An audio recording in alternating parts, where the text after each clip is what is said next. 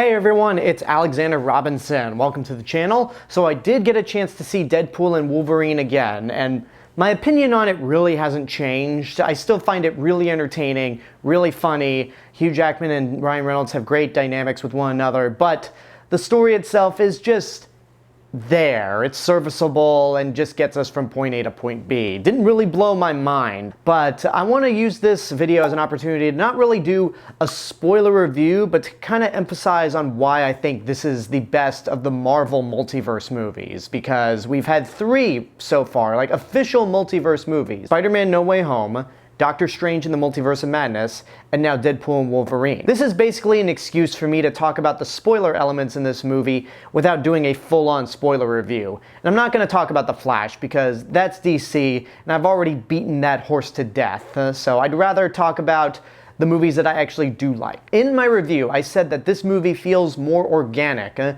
inspired than those other movies. And that's because Deadpool's nature as a character that breaks the fourth wall allows for some meta humor. So the cameos that you get in this movie, like Jennifer Garner as Elektra, Channing Tatum as Gambit, or Wesley Snipes as Blade, or Chris Evans coming back as Johnny Storm from the Tim Story Fantastic Four movies, it makes sense, because most of this movie takes place within the void. It's basically a trash dump where anything that the TVA disintegrates gets sent to. And that includes the old 20th Century Fox logo, which I don't really have good opinions on that. It just feels kind of like a slap in the face for the history of that studio, which has been around longer than the X-Men series was. But that's just me. You have all these cameos from the Fox Marvel movies, and Blade, which is not part of Fox, but it feels organic to this movie because of Deadpool's fourth wall sensibility. The Fox universe is essentially dying, and that's why the TVA invites Wade Wilson to join the Sacred Timeline, which is the MCU proper. But he wants to try and save his timeline because all of his friends live in that timeline and they'll be erased if he doesn't stop them. And that's why he goes on this journey with Wolverine, who is from a different timeline altogether. So the Logan that we knew from the original run of movies is still dead, even if Wade Wilson basically undug his corpse and used his adamantium skeleton to brutally murder a bunch of TVA agents while dancing to NSYNC's Bye Bye Bye. So if you're wondering if this movie undoes the perfect ending of Logan, no in a metaphorical sense, but yes in a literal sense, since Deadpool literally desecrates Logan's corpse. So yeah, the Wolverine we follow in this movie is from a different universe, and the reason Deadpool grabs him is because the Logan that died in Logan was the Fox universe's anchor being, and without an anchor being, that universe fades away. So the question remains, who is the anchor being of the Sacred Timeline? We'll find out in the future. I have some theories, but they very well could be wrong, and most of them are just kind of a way to troll the haters, but I'm not going to do that. I'm getting sidetracked from all this. Basically, Deadpool and Wolverine go through the void. We get all these cameos from the Fox Marvel movies, and because of the fourth wall nature, it works. It feels organic, and there's definitely a meta sensibility to it all. And that's ultimately the reason why I find it to be better than No Way Home, because I still like No Way Home. You saw me give it my highest rating when it came out. You saw me put it on my best of 2021 list. But it's having the same effect as Age of Ultron, where I still like it, but the more I think about it, the less I'm actually fond of it. And the reason is because Far From Home ended with a shocking cliffhanger where Mysterio from the grave frames his death on Spider-Man and then reveals his secret identity to the world. And you're just like, oh my god, how are they going to resolve it? And then that's pretty much all resolved in the first act of this movie.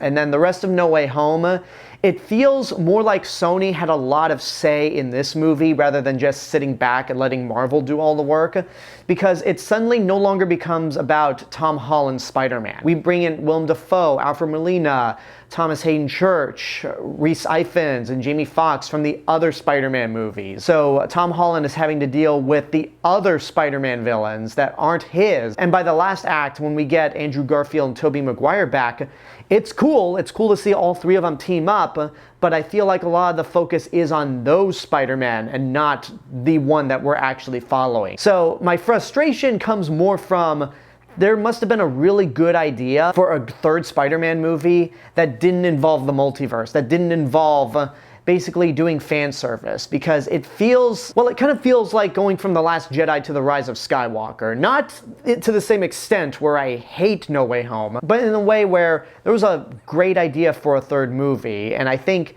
the actual idea was to bring in Kraven the Hunter. There was some idea involving a third Spider-Man that did not involve the multiverse. And I feel like whatever that movie was would have been infinitely better than what we actually got with No Way Home. Again, I still like it, but a lot of the fan service feels very inorganic to me, except for Andrew Garfield saving MJ.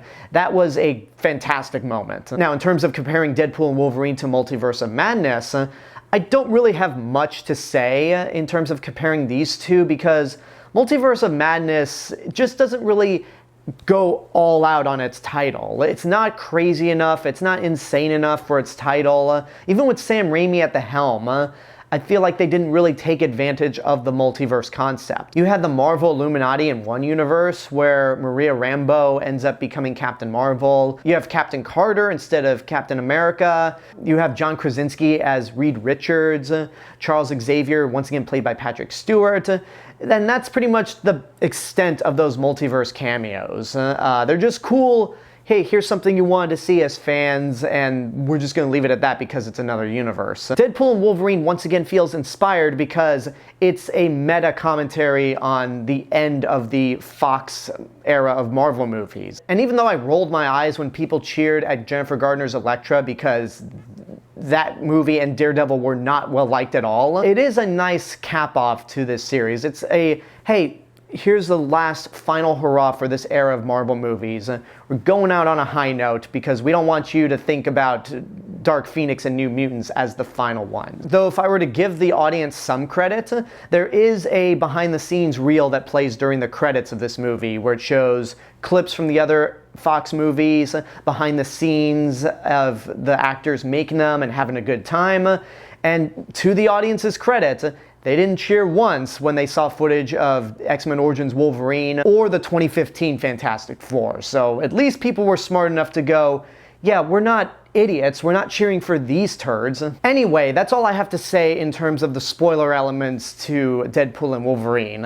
Overall, I still enjoy the movie. It's not perfect, it's not one of the greatest superhero movies ever made, but it is wildly entertaining and does feature some great moments, like the in-sync credit sequence that I mentioned earlier. I still love that moment to death. Deadpool traveling through the multiverse trying to find other Logan variants to where he comes across Henry Cavill as Wolverine. That was funny. Channing Tatum finally being able to play Gambit after the production hell of trying to get that non-existent movie made. Seeing Hugh Jackman finally don the Wolverine cowl was such a great moment. I'm like, why couldn't we have this 20 years ago? I mean, better late than never. He rocked that cowl, and that whole sequence when he and Deadpool are fighting the other Deadpool variants was fun. And then of course Mary Poppins is just ridiculously adorable. And since this is regarded as the big hurrah for the Fox X-Men series, I asked you guys on my community page if you wanted me to rank all these Fox X-Men movies, and a majority of you said yes, so I'll be doing that in a couple days.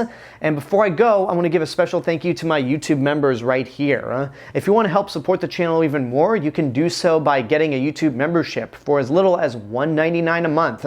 Not only do you get early access to all of my videos, but you also get videos that nobody else gets to see, including my top 5 favorite series. Right now, I'm going to be doing one video a month for this series that's exclusive to YouTube members, and this month I'll be covering my top 5 favorite elements from Alien in honor of the release of Alien Romulus. So if you want to check out that video when it's up, you can get a YouTube membership for as little as $1.99. I also want to give a special thank you to all the people who are already subscribed to this channel. Thank you for watching, and thank you for supporting what I do. And until next time, I want to know what you guys think about the spoiler aspects of Deadpool and Wolverine. Whatever they are, let me know in the comments below. Don't forget to like the video, subscribe to the channel, and hit the bell button to get get notifications. If you want to find me elsewhere on the internet, you can find me on Facebook, Instagram, Letterboxd, Threads, and my theme park and travel channel right here on YouTube. I'll see you guys in the next video, but until then, have a good day and take care of yourselves.